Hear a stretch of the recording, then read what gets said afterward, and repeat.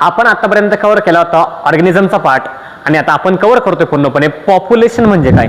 आता पहिल्यांदा आपल्याला पॉप्युलेशनची डेफिनेशन बघायची आणि ती डेफिनेशन बघितली आपण मी तुम्हाला पॉप्युलेशन म्हणजे काय हे समजावून सांगतो. बघा काय म्हटलं इथे आपण स्टेप बाय स्टेप समजावून घेऊ. इथे बघा population is a group of individual. हा ग्रुप आहे इंडिव्हिज्युअलचा. मग कोणाचा? ऑफ सेम स्पेसीज म्हणजे अशा काही स्पेसीज आहे म्हणजे सारख्या जाती आहे. समजा माणूस आहे, बेडूक आहे, एखादा जनावर वगैरे असेल कोणत्या यांच्या जाती जे आहेत पूर्णपणे live in a given geographical area. तो कुठं राहतो? एखाद्या एरियामध्ये राहतो. ज्या एरियामध्ये भारताच्या, महाराष्ट्राच्या, बारागाव पिंपरीच्या, वडाळीच्या व्हॉटेवर बी कोणत्याही भागामध्ये कोणता शेअर ऑर कॉम्पेट म्हणजे काय तो त्यासाठी संघर्ष करतो. कशासाठी पण? Similar resource. आता निसर्गामध्ये काही साठ आहे, निसर्गामध्ये काही साठा आहे आणि तो त्या पूर्णपणे साठ्यासाठी पूर्णपणे सेम रिसोर्ससाठी संघर्ष करतो. बघा कोण? जो लिव्हिंग ऑर्गॅनिझम जो आहेत कोणत्याही पण असं पडलो प्रकारचा. ठीक आहे बघा अँड पोटेन्शियली रिप्रोड्यूस. त्यानंतर तो त्या साठ्याचा वापर करून पूर्णपणे त्याच्यामध्ये जेवढी शक्ती आहेत त्या शक्तीप्रमाणे कोणतं रिप्रोड्यूस करतो, पूर्णपणे आपल्या मुलांना जन्माला घालतो. आता इथं माणसं म्हणून मुलं म्हटलं मी, बाकी प्रत्येक सजीव प्रजनन करतोय तो त्याच्या मुलांना जन्म वगैरे घालतोच. ठीक आहे चिल्ले पल्ले जे असेल ते त्याला काय म्हणतो आपण? पॉप्युलेशन असं म्हणतो. म्हणजे काय? असा एखादा ग्रुप आहे पर्टिक्युलर सजीवांचा, तो सजीव सेम रिसोर्स मध्ये राहतो, गिवन जिओग्राफिकल एरियामध्ये राहतो आणि तो त्याचा पूर्णपणे वापर करून पूर्णपणे निसर्गाच्या साठ्याचा तो त्याचा पोटेन्शियल वापर काय करतो? रिप्रोडक्शन करतो. ठीक आहे याला म्हणतो आपण पॉप्युलेशन. बघा मग तुम्हाला एक्झाम्पल दिलंय. एक्झाम्पल काय? Are the cormorants. आता इथं कॉर्मोरंट्स म्हणजे काय पोरांनो? पान कावळे. काय म्हणतो आपण त्याला? पान कावळे असं म्हणतो. ठीक आहे पान कावळे. बघा इन अ वेटलँड. वेटलँड म्हणजे काय? पूर्णपणे अशी दलदलीत जागा राहते, त्यामध्ये जास्तीत जास्त पाणी राहतं आणि गाळ पण राहतो. म्हणजे असं पूर्णच पाणी राहतं, पूर्ण गाळात राहतो, थोडंसं पाणी आणि थोडंसं गाळ, त्याला म्हणतो आपण वेटलँड असं म्हणतो. आता rats in an abundant dwelling तुला म्हटलंय. म्हणजे असा काही भाग आहे. बघा इथं काय म्हटलं? अबॅन्डन्ड ड्वेलिंग तुम्हाला म्हटलंय. म्हणजे तुम्हाला म्हटलंय रॅट आहे, उंदीर आहे. मला सांगा उंदरामध्ये म्हणजे एखादा भाग आहे, ओसर पूर्णपणे भाग आहे, त्या भागामध्ये उंदर राहतात, त्याला काय आपण पूर्णपणे रॅट्स इन द अबॅन्डोन ड्वेलिंग तुला म्हटले. आता टीक वूड म्हटले, टीक वूड ट्रीज. आता टीक वूड ट्री म्हणजे काय रे? साग. आता टीक म्हणजे काय? साग. त्याला आपल्या काही काही भागामध्ये सागवान सुद्धा म्हणतात. काय म्हणतात? सागवान. म्हणजे ते फॉरेस्ट वगैरे आहे. बघा कोणता? In a forest track bacteria in the culture plate. आता बॅक्टेरिया म्हणजे काय रे? फॉर एक्झाम्पल आता ही प्लेट आहे. प्लेट म्हणजे काय रे? आपली जेवायची प्लेट नाही, कोणत्या बॅक्टेरियाची प्लेट वगैरे असं. म्हणजे काय थोडक्यात आपण म्हणू कोणता अशी काही प्लेट आहे, प्लॅस्टिकची प्लेट वगैरे असते किंवा स्टीलची प्लेट वगैरे असते, त्यामध्ये बॅक्टेरिया वाढतात. ठीक आहे याला काय आपण कल्चर प्लेट ऑफ बॅक्टेरिया. मग बॅक्टेरिया असतील कल्चर प्लेटमध्ये, ह्या पण आहे, काही अडचण नाही. बघा culture plate and the lotus plant in and the point. मग तुम्हाला एक्झाम्पल काय दिले? बघा इथं कॉर्नामेट्स वगैरे असेल, पानकावळे असेल एखाद्या भागामध्ये वेटलँडमध्ये, त्यानंतर तळ्यामधले कमळ वगैरे असेल, त्यामुळे कल्चर प्लेटमध्ये बॅक्टेरिया असेल कोणता, ह्या सगळ्यामध्ये तुम्हाला काय नाही यांचं पॉप्युलेशन. बॅक्टेरियांचं पॉप्युलेशन, सागाचं पॉप्युलेशन, कमळाचं पॉप्युलेशन आणि पानकावळ्याचं पॉप्युलेशन, हेच तुम्हाला एक्झाम्पल दिले. म्हणजे थोडक्यात तुम्हाला पॉप्युलेशन काय ही टर्म समजून सांगितली, बाकी विशेष काही नाही याच्यामध्ये. बघा मग तुम्हाला काय म्हटलंय? पॉप्युलेशन इकॉलॉजी म्हणजे काय? आता पॉप्युलेशन आणि त्यांची इकॉलॉजी. इकॉलॉजी म्हणजे काय रे? Interaction between organism, among organism आहे. म्हणजे सेम स्पेसीसचा असेल, डिफरंट स्पेसीसचा असेल पूर्णपणे, किंवा बायोटिक आणि अबायोटिक कंपाऊंडचा असेल, याला काय म्हणतो आपण? इकॉलॉजी असं म्हणतोय. म्हणजे पॉप्युलेशन म्हणजे काय रे? लोकसंख्या. इकॉलॉजी म्हणजे काय रे? इंटरॅक्शन, लोकसंख्येची इंटरॅक्शन एकमेकांमधली, त्याला आपण पॉप्युलेशन इकॉलॉजी असं म्हणत आहे. बघा is an important area for ecology as links ecology to population, genetics and evolution. म्हणजे हे लिंक आहे. लिंक कोणता? एकमेकांमध्ये काय मिक्स वगैरे आहे. लिंक म्हणजे काय? आपण आधार कार्डला पॅन कार्ड लिंक करतोय, पॅन कार्डला आधार कार्ड लिंक करतोय, किंवा आपल्या बँक अकाउंटला मोबाईल नंबर लिंक करतोय. ते लिंक आणि हे लिंक आहे, विशेष गोष्ट नाही, ते सेमच वगैरे आहे. मग ही लिंक आहे एकमेकाशी निगडीत आहे पूर्णपणे. पॉप्युलेशन इकॉलॉजी असू द्या, त्यानंतर पॉप्युलेशन असू द्या, किंवा जेनेटिक्स वगैरे असू द्या, किंवा इव्होल्यूशन असू द्या, हे काय पूर्णपणे इंटरलिंक वगैरे आहे, लिंक आहे एकमेकाला. आता हे सगळ्या जागा काय एकच आहे. ठीक आहे पुढचा पाठ बघूयात आपण. इथपर्यंत सगळ्यांना कळलं. आता ह्या पॉप्युलेशनच्या मुलांना काही ऍट्रिब्यूट्स आहे, काही पॉप्युलेशनचे ऍट्रिब्यूट्स. आता इथं तुम्हाला पॉप्युलेशन हा शब्द कळाला आहे कोणता? लोकसंख्या. आता लोकसंख्येमध्ये पण बघा कोणता? सजीवांची लोकसंख्या. कोणाची लोकसंख्या? सजीवांची लोकसंख्या आपण त्याला म्हणतोय. आता ऍट्रिब्यूट्स आहे म्हणजे काय रे? गुणधर्म. ऍट्रिब्यूट्सचा मराठीमध्ये काय शब्द तुम्हाला? गुणधर्म.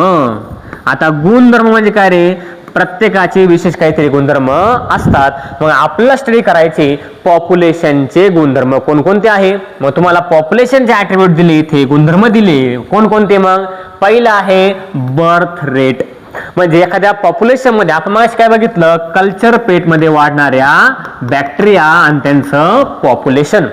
आता कल्चर प्लेट मध्ये ज्या बॅक्टेरिया आहे त्यांच्या ठिकाणी नवीन किती बॅक्टेरिया जन्माला आले पण ह्या कल्चर प्लेट मध्ये. फॉर एक्झाम्पल कल्चर प्लेट मध्ये आपण म्हटलं की 40 बॅक्टेरिया आहे, 40 बॅक्टेरिया ज्या पहिल्यांदा आहे त्यांच्यामध्ये किती नवीन बॅक्टेरिया ऍड झाल्या किंवा त्यांच्या किती प्रोटीन पूर्णपणे तयार झाल्या, याला काय म्हणतो आपण बर्थ रेट असं म्हणतोय. तो आपला पर्टिक्युलर पॉइंट आहे, तो आपण समजून घेणारच आहोत. त्यानंतर नेक्स्ट आहे डेथ रेट. काय आहे, डेथ रेट आहे. आता डेथ रेट काय रे, या पूर्णपणे कल्चर प्लेट मध्ये किती बॅक्टेरिया मेले आहे, म्हणजे 40 पैकी 5 ते 6 बॅक्टेरिया मेले असेल, म्हणजे कोणता डेथ रेट किती आहे तो आपला स्टडी करायचा आहे. कोणता आहे तो, पॉप्युलेशनच्या ऍट्रिब्यूट्स वगैरे आहे. ठीक आहे. त्यानंतर नेक्स्ट आहे सेक्स रेशो. त्या पॉप्युलेशन मध्ये आता बॅक्टेरियाचं मी एक्झाम्पल घेत नाही, आपण घेऊ एक्झाम्पल एखाद्या पर्टिक्युलर जागेचं एक्झाम्पल घेऊ. समजा एखादं गाव आहे, त्या गावामध्ये पूर्णपणे 500 माणसं राहतात. किती माणसं राहतात, 500 माणसं. त्यापैकी काही पूर्णपणे मुलं आहे, समजा 51 मुलं आहे, बरोबर. त्यानंतर पूर्णपणे 10 गावामध्ये घर वगैरे आहे. हायपोथेटिकल एक्झाम्पल तुम्हाला घेतोय. त्यानंतर असे काही माणसं पूर्णपणे ते 50च्या पुढे वगैरे आहे, एज त्यांचं वगैरे आहे, असे माणसं आपण कव्हर केले.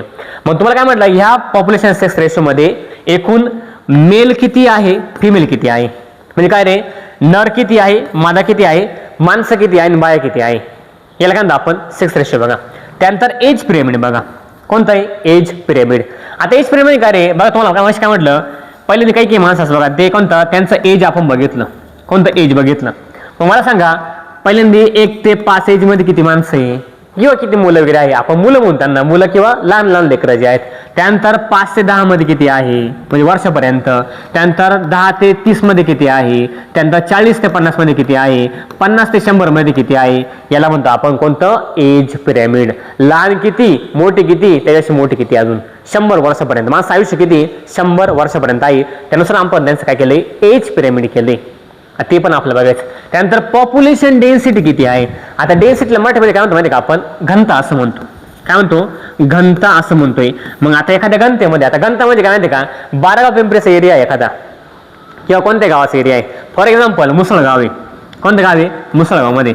समजा मुसळगावचा एरिया आपण धरला की एवढा म्हणजे कोणता, त्याचं स्क्वेअर फीट मी तुम्हाला सांगितलेलं नाही, पण आपण धरा की मुसळगावचा कोणता एरिया आहे, किती पण एरिया असेल. पण मुसळगावमध्ये पूर्णपणे MIDC असल्यामुळे एकाच जागेवरती भरपूर सारे माणसं राहतात. मग बिल्डिंग का त्या 2-2, 3-3 मजली बिल्डिंग आहे, त्यामध्ये पण रूम आहे. मग तुम्हाला म्हटलंय एकाच जागेमध्ये राहणाऱ्या लोकसंख्या किती लोकांची, आपण काय, डेन्सिटी, घनता, पॉप्युलेशन डेन्सिटी. त्या पर्टिक्युलर ठिकाणी किती माणसं राहतात, त्यांची घनता किती, त्याला काय आपण पॉप्युलेशन डेन्सिटी. मग पोरांनो आपल्याला पॉप्युलेशन ऍट्रिब्यूट्स मध्ये पॉप्युलेशन जे गुणधर्म आहे, पूर्णपणे काही पिरियड जागा वगैरे आहे, त्या जागेमध्ये आपल्याला काही गुणधर्म स्टडी करायचे. त्यामध्ये आहे बर्थ रेट, जन्माला किती आले, मेले किती, त्याच्यामध्ये नर किती आहे, मादा किती आहे, माणसं किती आहे, बाया किती आहे, हे आपल्याला बघायचं. त्यानंतर एज पिरियड आहे, लोकांचे वय वगैरे किती, 5 ते 10 पर्यंत किती पोर आहे, 10च्या पुढे किती, 50च्या पुढे किती, त्यानंतर 50 ते 60 मधले किती, अशा आपल्याला काय करायचं, त्यांचा एज पिरॅमिड स्टडी करायचंय. त्यानंतर पॉप्युलेशन डेन्सिटी आहे, एका जागेमध्ये पर्टिक्युलर ठिकाणी, एका गावामध्ये, एखाद्या पर्टिक्युलर लोकेशनमध्ये किती माणसं राहतात ते आपल्याला स्टडी करायचंय. ह्या सगळ्या ओव्हर लागतात आपण पॉप्युलेशन ऍट्रिब्यूट्स. आता आपण step by step birth rate, death rate, sex ratio, age pyramid, population density हे आपण काय स्टडी करून घेऊ. आता बघा, पहिला आहे बर्थ रेट. आपण पॉप्युलेशन जे ऍट्रिब्यूट बघितले ना आता जेवढे पण आहे त्यामधले आपले एक स्टडी करायचं बघा. पहिलं कोणतं रे, बर्थ रेट आहे, म्हणजे जन्माला येणाऱ्या संख्या. मग तुम्हाला इथे एक्झाम्पल बघा, आता it refers to per capita birth.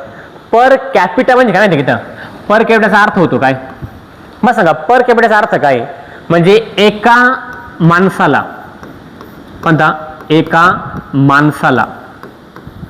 आता इथं माणसाला म्हणतो मी किंवा सजीवाला, कोणाला, सजीवाला किंवा सजीवाला. ठीक आहे, हा शब्द आहे सजीवाला. किती मुलं झाले किंवा किती प्रोजनी जन्माला आले. आता होता हा कोणता, एका माणसाला किंवा एका सजीवाला किती मुलं जन्माला आले. आणि हे इंडिव्हिज्युअल काढतो आपण, काय काढतो, इंडिव्हिज्युअल. परत लेक्चरला आल्यावर मला टोमणे मारायचे नाही बघा. एका सजीवाला किंवा एका माणसाला किंवा एखाद्या वनस्पतीला किती मुलं किंवा किती प्रोजनी जन्म येते किंवा किती फॉर एक्झाम्पल मायक्रोस्कोप जन्म येते ते आपल्याला स्टडी करायचं आहे. मग बघा इथे काय म्हटलंय, एक्झाम्पल तुम्हाला दिले, एक्झाम्पल उदाहरण दिलेले, उदाहरण बघा काय म्हटलंय, in a pond there are 20 lotus plant last year. आता हे प्लांट आहे कोणता, हे तळ आहे कोणतं, या तळ्यामध्ये पहिल्यांदी काय होते 20 लोटस प्लांट होते. काय होते 20 कमळाची झाडं होते. काय होते कमळा झाड होते, कोणते 20 कमळा झाडं होते. आता मला सांगा या तळ्यामध्ये पूर्णपणे 8 नवीन झाड जन्माला आले. कोणता 8 नवीन झाड जन्माला आले. मग ते कसं काढता माहिती का, पहिल्यांदा किती होते 20 होते, नंतर 8 पूर्णपणे वाढले. मग एका लोटस प्लांटला किती झाडं झाली एवढंच कॅल्क्युलेशन. आता मला सांगा 8 भागिले 20 हे कॅल्क्युलेशन जर केलं आपण कोणता, तुम्हाला कॅल्क्युलेशन किती येईल ते. आता 20 ला 8 ने भाग जाईल का, 8 संख्या लहान आहे 20 काय मोठी पूर्णपणे. मग तुम्हाला काय केला 0 घ्यायला लागल. 0 घेतला म्हणजे कोणता वरती पॉईंट आला, 0 पॉईंट आला कोणता. आता बे चोक 8, 20 एक 20, 20 चोक 80, मग त्याला 0.4. मग प्रत्येक कमळाला पूर्णपणे 0.4 एवढं कमळ जन्माला आलंय असं आपण बर्थ रेट काढतोय. काय काढतोय बर्थ रेट. मग बघा इथे कोणता, in a pond there are 20 lotus plant last year, म्हणजे मागच्या वर्षी कोणते होते 20 झाडं होते कोणता. And through reproduction 8 new plant, 8 नवीन प्लांट जन्माला आले कोणता are added. Hence the current population is 28. मग करंट पॉप्युलेशन किती आहे 28 झाले. मग किती आता जवळपास इथे 28 कमळाची झाडं आहे असं आपण म्हणू शकतो. मग बघा बर्थ रेट आपण जर काढला कोणता 8 भागिले 20, मी तुम्हाला काउंट करून आला कोणता 8 भागिले 20, मग तुम्हाला कॅल्क्युलेशन पण करून दाखवलं मी कोणतं. जर बघितलं 0.4 ऑस्प्रिंग का रे कमळाचं झाड इथं लोटस प्लांट पर इयर जन्माला आले आहे असं आपण म्हणू शकतो. मग याचं मी तुम्हाला एक्सप्लेनेशन परत नंतर ऑफलाईन सुद्धा देऊ शकतो. ठीक आहे, लिमिटेशन्स आहे त्यामुळे तुम्हाला एक्झाम्पल दिलं नाही.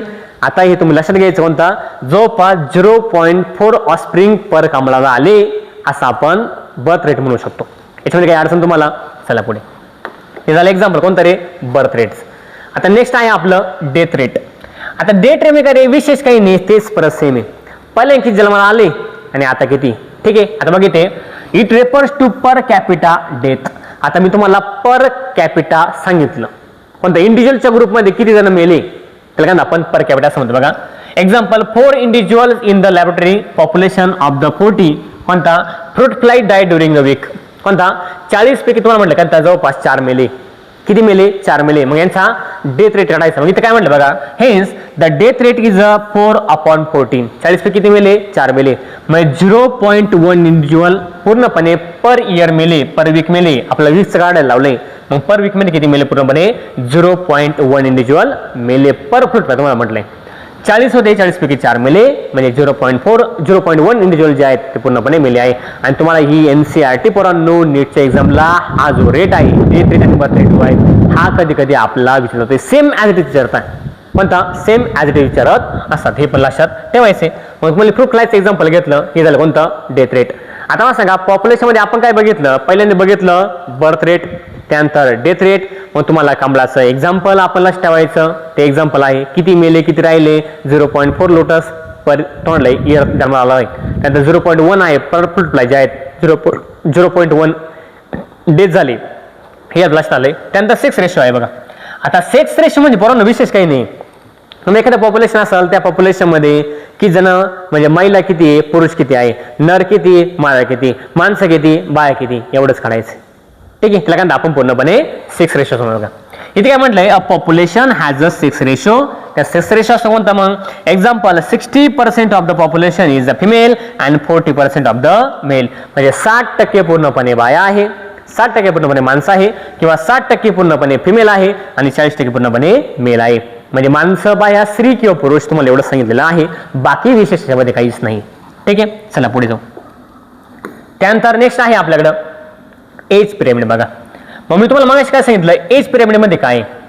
आता एज पिरॅमिड मध्ये तुम्हाला म्हणलं कोणतं माणसं किती आहे म्हणजे लहान मुलं किती आहे. पहिला ग्रुप आहे कोणता 1 ते 5 वयामध्ये किती आहे, 5 ते 10 मध्ये किती आहे, 10 ते 20 मध्ये किती आहे, 20 ते 30 मध्ये किती आहे, 30 ते 40 मध्ये किती आहे, त्यानंतर 40 ते 60 मध्ये किती आहे हे आपल्याला विचारलं जाते. मग मुलांना आपण बघू इथे आता एज पिरॅमिड कन्सेप्ट मध्ये नेमकं काय सांगितलं आहे स्टेप बाय स्टेप. बघा बघा, is the structure of obtain when the age distribution, मग त्यांनी एज डिस्ट्रीब्युशन केले कोणता, percent of individual of a given age of the age group is a potted for the population. मग तुम्हाला protect केलं पूर्णपणे. मग तुम्हाला बघा इथं ग्रोथ स्टेटस तुम्हाला दिले कोणतं, एक्सपांडिंग आहे, स्टेबल आहे, त्यानंतर डिक्लाइन आहे. आता तुम्हाला या पहिल्यांदा या तिघांचा अर्थ आपण समजून घेण्याच्या अगोदर हा एज पिरियड आपण समजून घेऊया. नंतर मी तुम्हाला या सगळ्यांचे अर्थ सांगतो. पहिले बघा काय येते, काय म्हणलंय, for human population age pyramid genetic कोणता, generally show age distribution of male and female. मग तुम्हाला म्हटलंय मेल्स आणि फिमेलचं. आता या साईडला करू आपण पूर्णपणे मेल आहे, किंवा साईडला पूर्णपणे फिमेल आहे. परत सेम इथं कोणतं, इथं मेल काही त्यानंतर फिमेल काही, इथं मेल काही त्यानंतर फिमेल काही. ठीक आहे, असं आपण कन्सिडर करू. बघा मग इथे इथं काय म्हणलं बघा, age distribution of males and females in the combine diagram. मग कंबाईन डायग्राम मध्ये तुम्हाला दिले, पण आपण असं कन्सिडर करू या साईडला मेल, या साईडला काय फिमेल वगैरे आहे. कंबाईन केलं आपण, काय केलं, कंबाईन केलं, एकत्र केलं. बघा मग पहिला जो पार्ट आहे तो आहे प्री रिप्रोडक्टिव्ह पिरियड आहे. काय रिप्रोडक्टिव्ह म्हणजे जे असे पूर्णपणे लहान लहान बच्चे आहे, बाळ आहे पुन्हा ते रिप्रोडक्टिव्ह स्टेज मध्ये आहे, म्हणजे ते रिप्रोडक्शन करू शकत नाही. असा ग्रुप आहे कोणता, तो सगळ्यात मोठा एवढा आहे, एवढा ग्रुप आहे दिसतोय का, तो कोणता आहे प्री रिप्रोडक्टिव्ह. आणि हा सगळ्यांचं कोणता, पहिले याच्यामध्ये, दुसऱ्यामध्ये, तिसऱ्यामध्ये सेम राहील. ठीक आहे. त्यानंतर रिप्रोडक्टिव्ह पिरियड आहे, म्हणजे असा काही ग्रुप आहे पूर्णपणे तो रिप्रोडक्शन करू शकतो किंवा करणार आहे, लग्न झालेले माणसं. ठीक आहे, थोडक्यात कोणता, किंवा लग्न कोणता, त्यांची जे रिप्रोडक्शन कॅपॅसिटी वगैरे आहे अशी माणसं, म्हणजे त्यांच्या पोटी कोणता किंवा त्यांच्या हातून मुलं जन्माला येऊ शकतात, असा कोणता रिप्रोडक्टिव्ह पिरियड जो आहे तो ग्रुप आहे. आणि लास्ट कोणता आहे, पोस्ट रिप्रोडक्टिव्ह पिरियड, म्हातारे माणसं. कोणता, पोस्ट रिप्रोडक्टिव्ह, ज्यांचं एज झालंय. हे कोणता, लहान लेकरं जे रिप्रोडक्शन करू शकत नाही. त्यानंतर मधला पिरियड जो आहे ते रिप्रोडक्शन करू शकतात, प्रजनन करू शकतात. त्यानंतर कोणता आहे पोस्ट रिप्रोडक्टिव्ह पिरियड जो आहे कोणता, जे प्रजनन करू शकतात आपण कोणता, ते म्हातारे माणसं वगैरे आहे. मग तुम्हाला म्हटलंय इथं जो पहिला ग्राफ दाखवलाय किंवा एज पिरॅमिड दाखवलंय ते एक्सपांडिंग ग्रोईंग स्टेज मध्ये आहे. म्हणजे तिथं पूर्णपणे वाढतचे पूर्णपणे, ते थांबायला तयार नाही. एज पिरॅमिड म्हटलं मी तुम्हाला. काय म्हटलं, एज पिरॅमिड. म्हणजे इथे यांची संख्या वाढते, म्हणजे इथे काय माहिती आहे पोरांनो, सगळ्यात जास्त जन्माला येणारी संख्या आहे, त्याच्यानंतर त्याच्यापेक्षा थोडी कमी काय पूर्णपणे रिप्रोडक्टिव्ह असं संख्या आहे, आणि त्याच्यापेक्षा अजून कमी जे आहेत म्हाताऱ्या माणसांची संख्या आहे. हा एज डिस्ट्रीब्युशन आहे. म्हणजे हा ग्राफ पूर्णपणे वाढतोय, म्हणजे नवीन ऍड झाले म्हणजे ग्राफ वाढणारच मुलांनो. त्यानंतर दुसरं ग्राफ बघा, स्टेबल आहे, वाढत पण नाही कमी नाही, पूर्णपणे एकदम टांगटिंग मध्ये, काय एकदम माफत आहे. स्टेबल आपण काय म्हणतो, काही किंवा स्टेबल असतात, काय असतात, स्टेबल असतात. तर कोणता, वाढत पण नाही कमी पण होत नाही, त्यांचं चालू व्यवस्थित. त्यानंतर कोणता, डिक्लाइन आहे. आता डिक्लाइन म्हणजे काय, त्यांच्यामध्ये पूर्णपणे लहान पोरांपेक्षा हा जो मधला पिरियड जो आहे रिप्रोडक्टिव्ह पिरियड आहे तो जास्त आहे. काय, तो जास्त आहे. त्यामुळे हा जो आहे पूर्णपणे डिक्लाइन आहे. आणि पोरो याच्यावरती PYQ बेस क्वेश्चन आहे तुमच्या नीटला. कशाला आहे, नीटला, NEET ला. ठीक आहे, एज पिरॅमिड आहे. मग तुम्हाला कधी कधी डायग्राम पूर्णपणे देऊन हा जो एज पिरॅमिड आहे तो डिक्लाइन आहे, की हा पिरॅमिड पूर्णपणे स्टेबल आहे, किंवा हा पूर्णपणे एक्सपेंडिंग आहे, हे आपल्याला विचारलं जातंय. त्यामुळे लक्षात ठेवायचं. ठीक आहे, इथपर्यंत बघा. Representation of age pyramid of human population. मग तुम्हाला ह्युमन पॉप्युलेशनचं एज पिरॅमिड दिलेलं आहे बाळांनो, ते लक्षात ठेवायचं. मला सांगा आतापर्यंत आपण पॉप्युलेशन ऍट्रिब्यूट्स मध्ये पहिला बघितला काय, पहिला बघितला बर्थ रेट, दुसरा काय बघितला डेथ रेट, तिसरा काय बघितला आपण सेक्स रेशो, आणि चौथं बघितलं आपण कोणतं एज पिरॅमिड. 4 आलं का, 4लाच ठेवायचे. त्यानंतर चला पुढचा आहे आपल्याकडे पूर्णपणे पॉप्युलेशन साईज. पॉप्युलेशन ऍट्रिब्यूट आहे, त्याची डेन्सिटी आहे, घनता डेन्सिटी. एकाच जागेमध्ये किती सजीव राहतात किंवा एकाच जागेमध्ये किती माणसं राहतात ते आपल्याला बघायचंय. बघा एका पर्टिक्युलर ठिकाणी इथे जर आपण बघितलं बाळांनो, बघा पॉप्युलेशन ऍट्रिब्यूटचा आपला जवळ का नेक्स्ट पार्ट जो आहे पॉप्युलेशन साईज किंवा पॉप्युलेशन डेन्सिटी. त्या डेन्सिटीला आपण काय म्हटलं आहे, घनता असं म्हटलेलं आहे. घनता म्हणजे काय, एकाच जागेवरती राहणाऱ्या लोकांची संख्या किती आहे. मग इथे बघा, is the number of individual of a species per unit area और व्हॉल्यूम. एखाद्या व्हॉल्यूम मध्ये, आता व्हॉल्यूम म्हणजे विशेष गोष्ट नाही. बघा समजा फॉर एक्झाम्पल आपण टाकली एक बादली, काय केली, बादली. ठीक आहे, ही बादली लास्ट ठेवायची. काय आहे? बादली आहे. बादलीमध्ये काही मायक्रोब्स, काही मायक्रोब्स आहे काही मायक्रोब्स पूर्णपणे तुम्हाला घरचे एकदम सांगतो. अमिबा काय आहे? अमिबा आहे. असं आपण कन्सिडर केलं. मग तुम्हाला काय म्हटलंय? एका पर्टिक्युलर व्हॉल्यूम मध्ये हा व्हॉल्यूम आहे तुम्हाला काही आकार दिला आहे बघा. कोणता? Number of individual of species per unit area. या एरियामध्ये किंवा या व्हॉल्यूम मध्ये किती पूर्णपणे मायक्रोब्स आहे याला काय आपण पॉप्युलेशन साईज त्यांची. ठीक आहे. डेन्सिटी घनता किती म्हणतो बघा. Example population density of Siberian cranes. आता हे पक्षी पूर्णपणे कोणते? सायबेरियन क्रेन नावाचे पक्षी आहे बघा. कोणता? Siberian cranes at Bharatpur wetland. Bharatpur काल जर तुम्ही लेक्चर बघितला असेल त्याच्यामध्ये कोलँडो नॅशनल पार्क जो आहे भरतपूरला तुम्हाला ऐकलं असेल. सायबेरियन क्रेन नावाचे पक्षी येतात. कोणता? मायग्रेशन करतात. हा पॉईंट ऑलरेडी आपण बघितला बाळांनो, बरोबर की नाही? बघा कोणता? Siberian cranes at the Bharatpur wetland in any year. कोणता? इज कोणता? Less than 10. It is the millions for the chlamydomonas in a pond. कोणता? मला सांगा भरतपूरमध्ये किती सारी मोठा एरिया आहे आणि त्या एरियामध्ये फक्त 10 पेक्षा कमी सायबेरियन क्रेन असतात आणि तो म्हटलं इथं क्लायमेटोमोनॉज एखाद्या तळ्यामध्ये एखाद्या भागामध्ये किती? मिलियन्स. तो म्हटलं मिलियन्स. म्हणजे असं नाही पूर्णपणे या पर्टिक्युलर साईज मध्ये तुम्ही जर बघितलं क्लायमेटोमोनॉज मिलियन्स आहे. काय? क्लायमेटोमोनॉज मिलियन्स आहे पूर्णपणे. पण एका मोठ्या भागामध्ये सायबेरियन क्रेन किती? फक्त 10 पेक्षा कमी वगैरे आहे. मग मला सांगा यांची डेन्सिटी किती? इथली पॉप्युलेशन साईज आणि यांची पॉप्युलेशन साईज तो आपण स्टडी केला.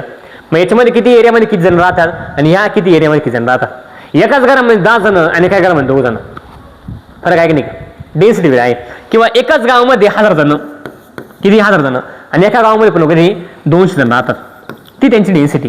काय? डेन्सिटी आहे. तसंच एका तळ्यामध्ये मिलियन्स ऑफ क्लायमेटोमोनॉज राहतात आणि कोणता? एकाच भागामध्ये पूर्णपणे कोणता? तो सायबेरियन क्रेन राहतात. मग त्यांची पॉप्युलेशन डेन्सिटी जी आहे ती वेगळी आणि यांची पॉप्युलेशन डेन्सिटी काय? ती वेगळी आहे. ही आहे मिलियन्स आणि ही आहे कोणता? 10 पेक्षा कमी. ठीक आहे. त्यानंतर बघा पॉप्युलेशन डेन्सिटी एक्झाम्पल. आता इथं पार्थेनियम तुम्हाला दिले. पार्थेनियम म्हणजे काय पोरांनो? गाजर गवत. काय? गाजर गवत आहे. त्याला आपल्याला आपल्या महाराष्ट्रामध्ये आपल्या भागामध्ये त्याला काय नाव आहे? काँग्रेस. काय? काँग्रेस असं नाव आहे. पण आपले माणसं काँग्रेसच म्हणतात. ठीक आहे, लक्ष ठेवायचं. त्यानंतर बनियन ट्री आहे. हे वाडा झाड वगैरे आहे. ठीक आहे. आता मला काय म्हटलंय? आता बनियन ट्रीचा आणि पार्थेनियमचा डेन्सिटी एकच येईल का रे? घनता एकच येईल का? मला सांगा हे काही एकरामध्ये काही बिघ्यामध्ये एकच झाड वाढवू शकतं आणि तो जर विचार केला कोणत्या एका बिघ्यामध्ये काँग्रेस किती वाढल? ही एकच झाड आहे, ही लाखो आहे. काय? लाखो वगैरे आहे. समजून घेऊ आपण. बघा काय म्हटलं? It is number of individual per species per unit area. आपण बघितलं. बघा सायबेरियन क्रेनचं एक्झाम्पल बघितलं. बघा population size also measure in the percentage cover or the biomass. त्यांनी किती पर्सेंट पूर्णपणे कव्हर केलंय किंवा त्याचं बायोमास किती? मला सांगा 1000 पूर्णपणे काँग्रेसचं झाडं, कोणता? 1000 काँग्रेसचं झाडं आणि कोणते? याची एक फंटी आहे, निभाव लागणार नाही. त्यामुळे कोणता? आपण ज्यांची डेन्सिटी जी आहे पोरांनो measure in a percentage cover or biomass. त्यांनी किती पर्सेंट एरिया कव्हर केला, त्यांचा बायोमास किती, त्याचं वजन किती पूर्णपणे, ते किती आकार त्यांनी ऑक्युपाय केलाय याच्यावरती बघा.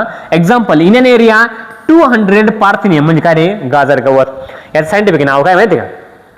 पार्थेनियम हिस्टोफोरस असं नाव आहे. ठीक आहे, काँग्रेसचं. लक्ष ठेवायचं. Parthenium plants and the huge banyan tree. Huge म्हणजे काय रे? भरपूर मोठं वडाचं झाड. ठीक आहे. Banyan tree are seen in such cases measuring percentage cover of the biomass is meaningful. कोणता? To show importance of the banyan tree. म्हणजे असं नाही पूर्णपणे हे जर लाखो असतील आणि हे जर एकच आहे म्हणजे याला काही व्हॅल्यूच नाही बाबा, हे लाख नाही, हे एकच. दोघांनी तो एरिया किती कव्हर केलाय? मग सांगा लाख झाड वाढायला किंवा आपल्या बुक्सनुसार जर 50 झाड वाढायला किती टाइम आहे?